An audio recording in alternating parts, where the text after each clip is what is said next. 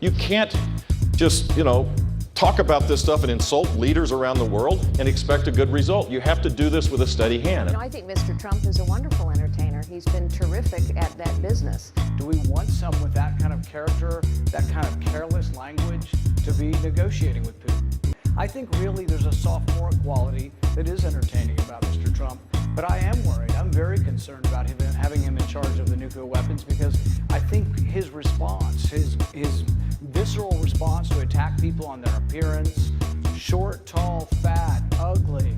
My goodness, that happened in junior high. Are we not way above that? Would we not all be worried to have someone like that in charge of the nuclear arsenal? And Mr. Trump, we don't need an apprentice in the White House.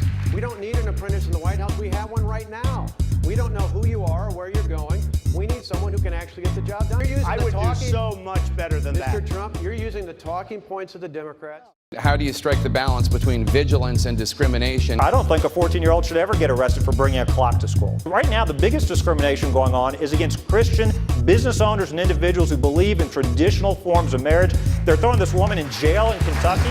Let's talk about that. Kim Davis is different from Islamist radicals from the Middle East. And an elected official can't say that I'm not going to follow that law if it conflicts with my beliefs. I think she should have been fired, and if she'd worked for me, I would have fired her.